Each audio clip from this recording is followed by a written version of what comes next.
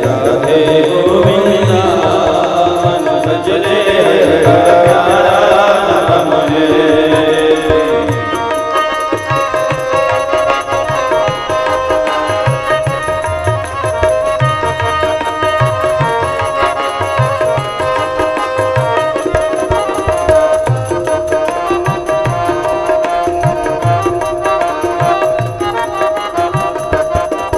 श्री राधे गोविंदा मन भजले हरिका प्यारा नाम है।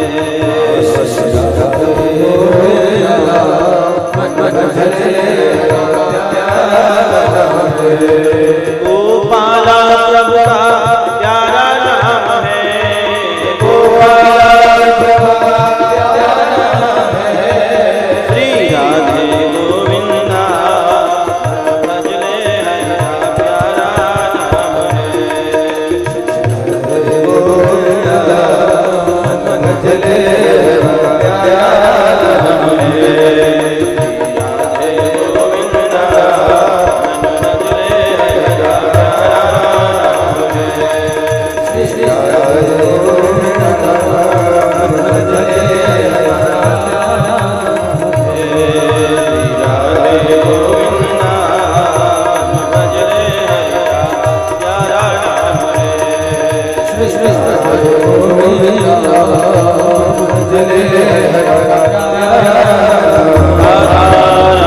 सरकार की वृंदावन बिहारी लाल की श्री सद्गुरुदेव भगवान की श्री हनुमान महाराज की श्री नागेश्वर धाम की सब भक्तन की सब संतन की सब विप्रन की जय जय श्री राम।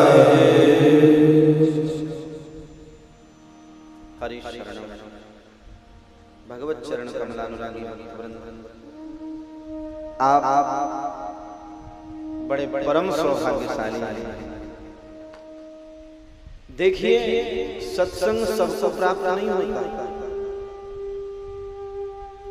सत्संग ग्रहण करने सब नहीं आते। सत्संग किसे प्राप्त होता है? सत्संग उन्हें प्राप्त होता है जिसका पात्र बिल्कुल खाली हो। अब आप सोचेंगे, अरे साहब हम तो इतना जानते हैं तो हमारा पात्र खाली। अहंकार शून्य यदि पात्र है, अहंकार शून्य यदि पात्र है तो उसमें सत्संग के टिकने के लिए जगह है। और यदि अहंकार भरा हुआ है तो सत्संग वहां रुकेगा नहीं।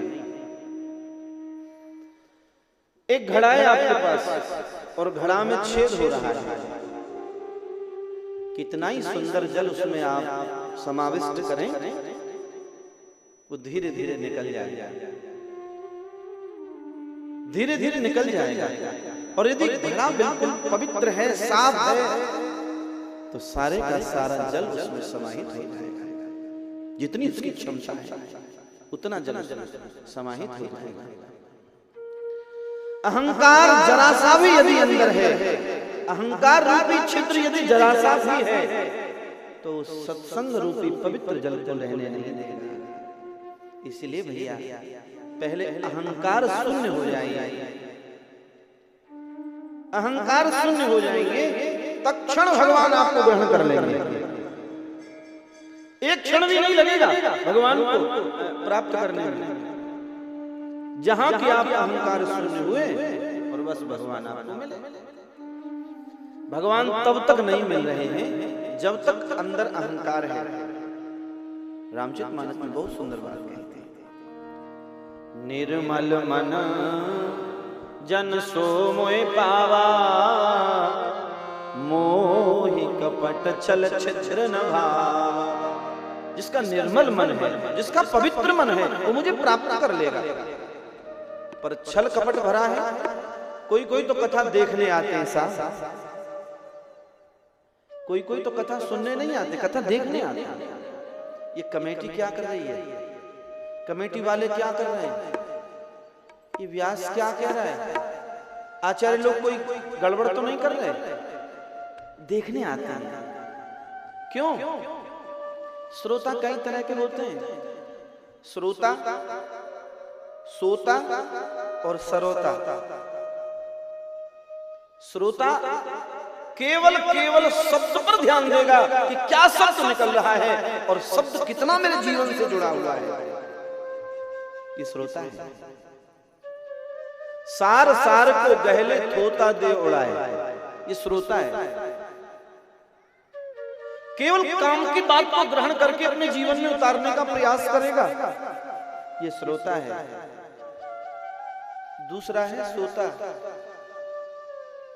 पंडाल में ऐसी कोई जगह देखेगा जहां सोवे को जुगाड़ बढ़िया हुआ, थोड़ी बहुत हवा लग रही हो और बढ़िया चकाचक सोफा पड़े हुए और नेक पीठ लगावे और नेक देर तो हंसे बोले इधर उधर देखे और फिर चकाचक सो जाए। कथा सबके भाग्य में नहीं होती जी। कथा केवल और केवल उनके भाग्य में होती है जिनके जन्म जन्मांतर के सुकृत इकट्ठे हो गए हैं, जिनके पवित्र जन्म जन्मांतर के पवित्र जन्म हुए हैं, सुकृत, उनको कथा प्राप्त होती है। भैया, जो कर कष्ट जाए पुण्य कोई, तो जात नींद जुड़ाई होई। कष्ट करके किसी थोड़े बहुत पुण्य के संस्कार के अनुसार वो पांडाल तक चला भी जाए, भागवत जी के सामने उपस्थित भी हो जाए, तो उसे नींद आ जाएगी, सो जाए। क्योंकि भगवान चाहते हैं कि ये पात्र नहीं है, ठीक सही पात्र नहीं है। क्योंकि भगवान के जो वचनामृत हैं वो भगवान उन्हें पवित्र पात्र में ही निवेश लेना चाहता है। और तीसरी बात होती है सरोता। सरोता जान सुपारी काटने का यंत्र होता है, एक बड़ी प्यारी आवाज करता है। ऐसे भैया वो कथा में तो आते हैं, पर वो केवल और केवल कमी देखने को ही आते हैं। क्यों? यदि मैं अपने गांव की और देसी भाषा में कहूँ तो बिटोरा में थे तो कंडाई निकले भैया, वहां में तो चार जगह गुड़ को ढेला निकले आवे या मिठाई निकले आवे, ऐसी बात बिल्कुल संभव ना है। अरे एक शब्द से बता देता है कि मैं कैसा हूँ। भैया श्रोता बनो, कल्याण हो जाएगा। मानव शरीर बार बार नहीं मिलेगा, किसी भी जाति में है, किसी भी धर्म में है, किसी में भी हम हैं, पर हम मानव ही हैं, हम एक ही हैं। अरे भैया, यदि हम अलग अलग बातों की ऐंठ में रहेंगे तो हम मानव जो जन्म हमारा हर पल हर क्षण व्यतीत हो रहा है, ये ऐसे ही निकल जाएगा। अरे भैया, एक बात, एक भाव रखो कि हम जैसे भी हैं भगवान के हैं, ये भाव बना लीजिए। माता पिता के तो हैं ही, परंतु माता पिता ने तो सिर्फ ये शरीर दिया है, पर हम तो न जाने कितने जन्मों से कितने शरीर पाकर के आ रहे हैं। हर जन्म में कोई न कोई नया ही शरीर मिलता है और हर जन्म में माँ बाप मिलते हैं उसी शरीर के अनुसार।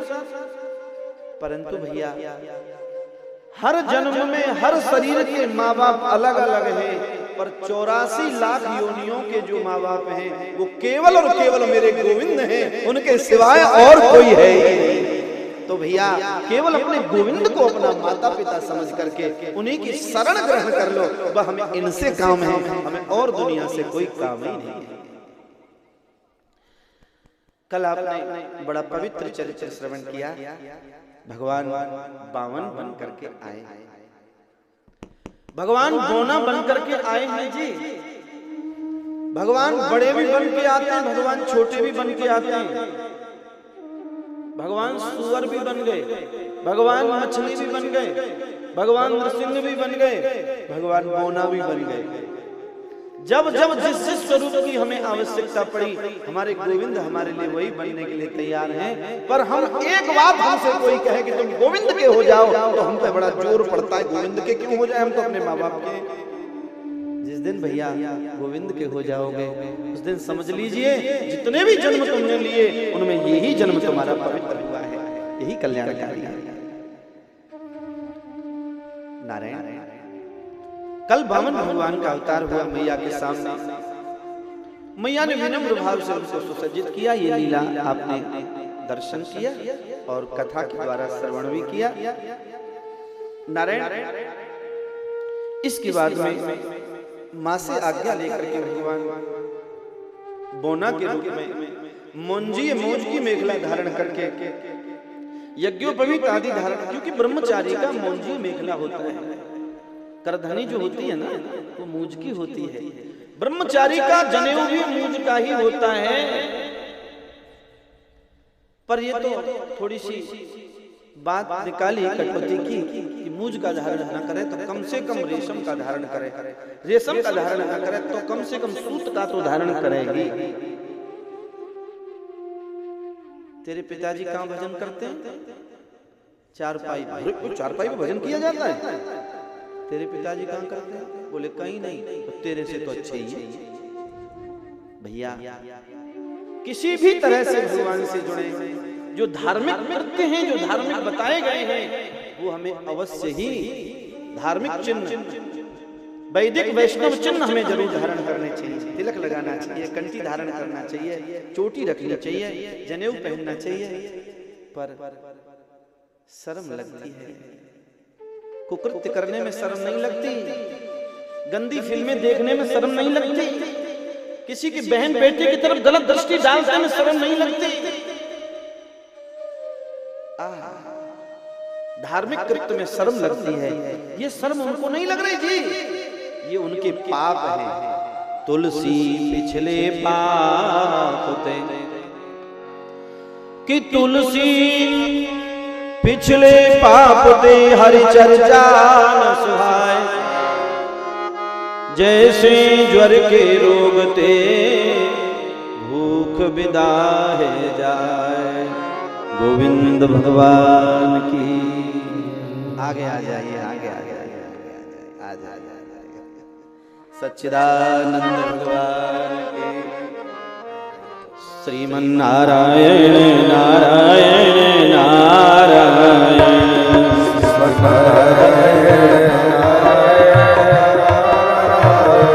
भजमन नारायण नारायण नारायण भजमन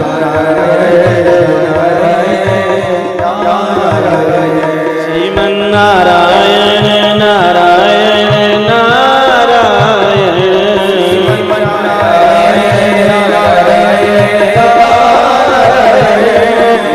नारायण नारायण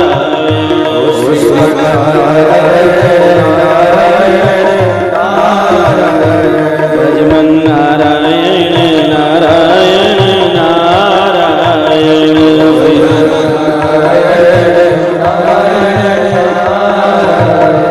श्रीमन नारायण नारायण नारायण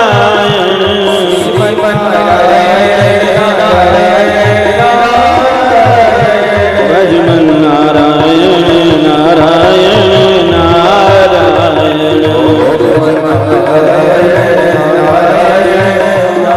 नारायण भगवान की।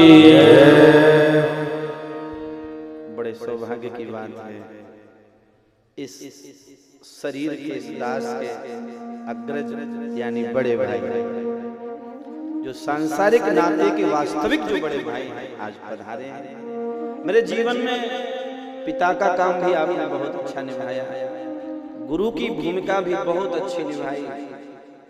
रात को हम सोते थे और आप हमारे लिए कथा की तैयारी रात को लिख करके सुबह हमें तैयारी करी। आज आप सही का आगमन हुआ, आप इसी चरणों में बार बार दंडवत प्रणाम, बहुत बहुत स्वागत।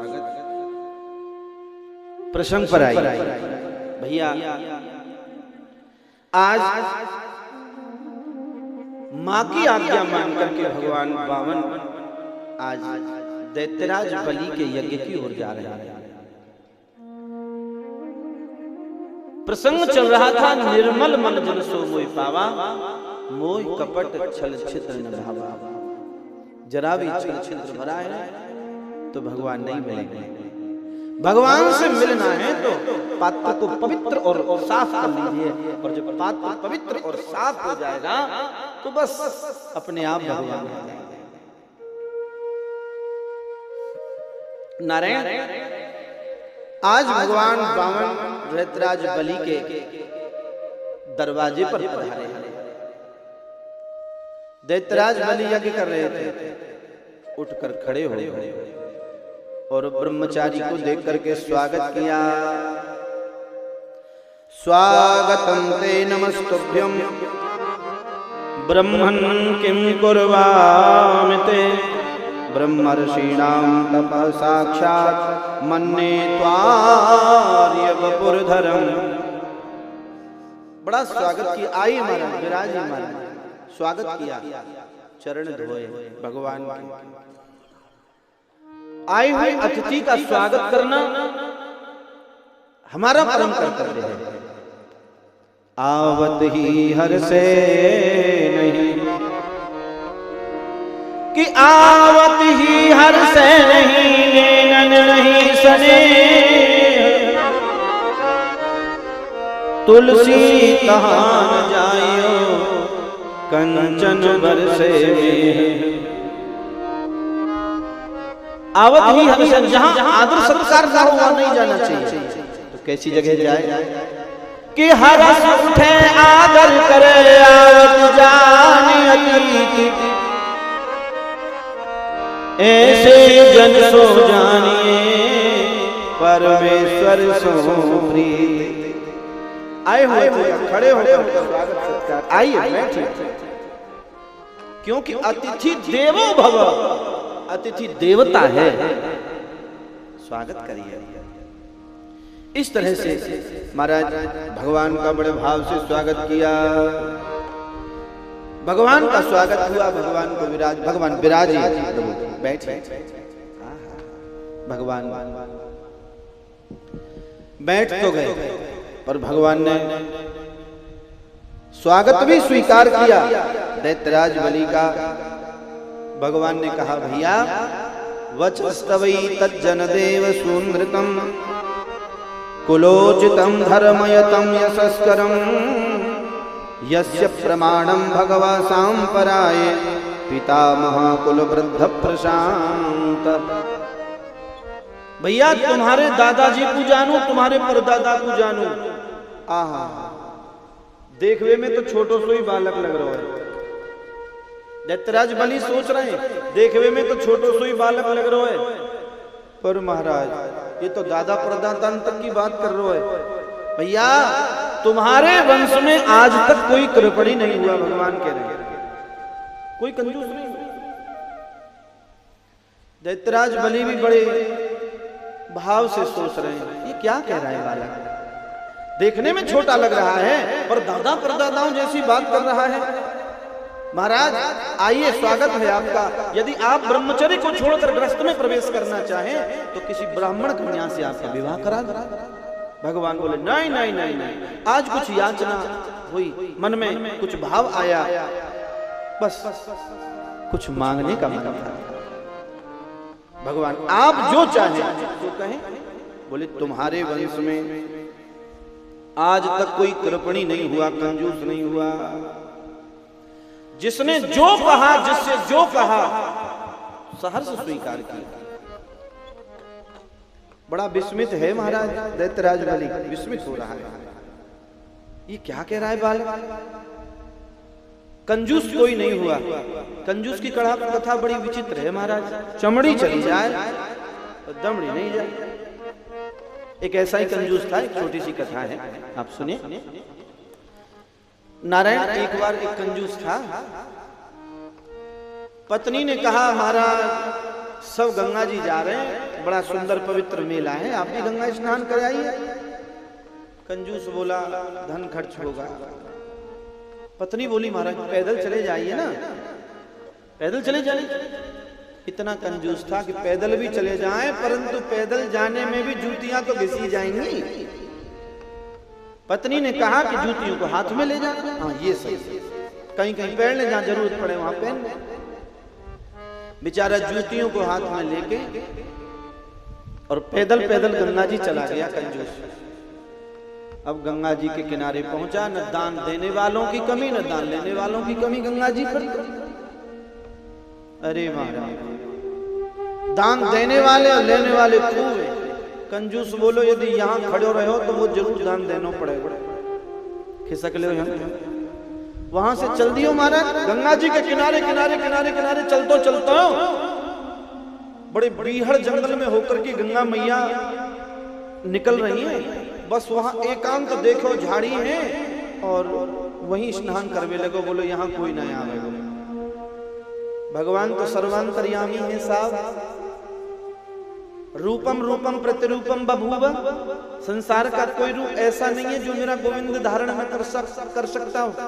और 84 लाख योनियों में कोई भी जीव ऐसा नहीं है, जलचर थलचर नवचर जितने भी जीव जंतु हैं, कि जिस पर मेरे गोविंद की दृष्टि न रहती। भगवान ने विचार किया गंगा जी आया है, कुछ न कुछ कराऊंगा।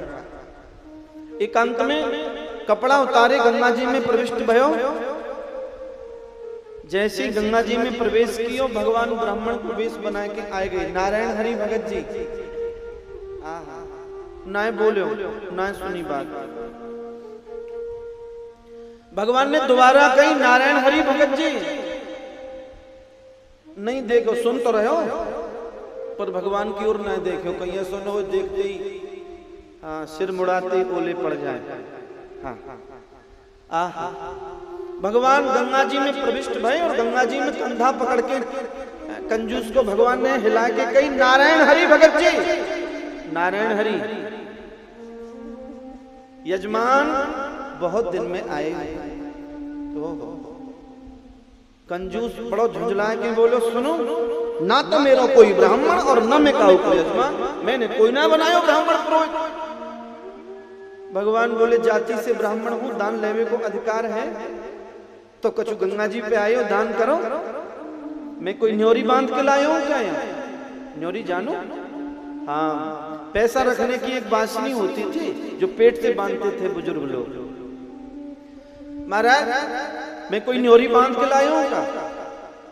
भगवान बोले भैया कोई बात नहीं, थोड़ा बहुत ही दान करो। गंगा जी पे तो थोड़ा भी दान करने का बड़ा अनंत पुण्य फल प्राप्त होता है। थोड़ा ही दान करो, यहाँ कछु ना है मोह पे। अच्छा, भगवान ने एक रास्ता निकालो। भगवान बोले संकल्प यहाँ कर लो, ले आएंगे तुम्हारे घर पे। हाँ कंजूस बोले बन गो काम, मैं गांव नाम बताऊंगा ही ना। पता है आपको जब संकल्प बोला जाता है तो उसमें नाम गोत्र स्थान सब कुछ बोला जाता है। भगवान गंगा जी में खड़े हैं, यजमान जी भी गंगा जी में खड़े हैं। यजमान जी गंगा जी में खड़े, भगवान जी गंगा जी में खड़े। भगवान सन्मुख यजमान के हैं। भगवान ने आचमन करायो गंगा जल को, और गंगा जल को आचमन करावे के बाद में संकल्प के लिए हाथ पे जल रखो। जल चावल दक्षिणा हो ना, पर जल चावल दक्षिणा ना हो तो अकेले गंगा जल से ही काम चल जाए। भगवान ने गंगा जल हाथ पे रख दियो और भगवान संकल्प बोलने लगे। भगवान बोले कहाँ के रहवे वाले हो? श्रीमान जी ने अपना नाम न बताया, कोई दूसरी जगह को नाम ले दिया। क्या नाम है तुम्हारा? अपनो नाम न बतायो, कोई दूसरे कोई नाम ले दियो श्रीमान जी ने। कितनो दान करवो चाहो? बोले महाराज 2 रुपया को दान को संकल्प बोल दो। भगवान बोले अपनी श्रद्धा है, ठीक है ठीक। महाराज इस तरह से संकल्प बोल के भगवान तो चले गए। पीछे से यजमान जी बोले ले आइयो, कहाँ से ले आवे? मैंने गांव बतायो ना नाम बतायो, परंतु मेरे गोविंद से कुछ छिपा हुआ थोड़ा ही है। जैसे ही भगत जी गंगा स्नान करके कंजूस गए और कंजूस घर ही पहुंचे, भगवान बोले ज्यादा देर करवे में ज्ञान ना आए। भगवान पीछे पीछे ही पहुंच गए। तो भगवान पीछे पीछे ही पहुंचे, नारायण हरि करी। अब कंजूस ने देखोगे तो आएगा देखे, अंदर बारे कमरा में घुस गो। पत्नी ते बोलो देखियो कौन है, देखियो कौन। पत्नी आई, हाँ महाराज कहाँ से पधारे हो? अरे गंगा जी पे तुम्हारे पति कछु संकल्प करके आए, हमें वह संकल्प लेवे आए, संकल्प के दान को लेने आए। अच्छा। पत्नी गई भीतर महाराज, पत्नी ने जाके पूछी कि गंगा जी पे संकल्प करके आए? बोले हाँ करके तो आए। वही आए। पत्नी बोली न गाम बतायो न नाम बतायो। कंजूस बोलो पत्नी थे, न गाम बतायो न नाम बतायो करके आए, कैसे गए? हे भगवान अब क्या करूं? पत्नी से बोलो न्यों कह दो जाके कि महाराज थक गए हैं, थोड़ा श्रम हो गया है, थोड़ा श्रम दूर हो जाए, 2-4 दिन बाद ले जाइए। पत्नी ने ऐसी जाके कह दी। भगवान चले गए। 2-4 दिन बाद फिर भगवान लौट के आए। फिर नारायण हरि करी। पत्नी ने फिर पति से कही, वही आए गए महाराज। पत्नी ने पति से पूछी। पति ने कही सुनो यूं कह दो बीमार है महाराज, जब ठीक है जाए जब ले जाइए। भगवान आए। पत्नी ने कहा महाराज बीमार चल रहे हैं, जब ठीक है जाए जब ले जाइए। भगवान फिर चले गए। महाराज 2-4-6 दिन बाद भगवान फिर पधारे। गोविंद भगवान की। श्रीमन्नारायण नारायण नारायण श्रीमन्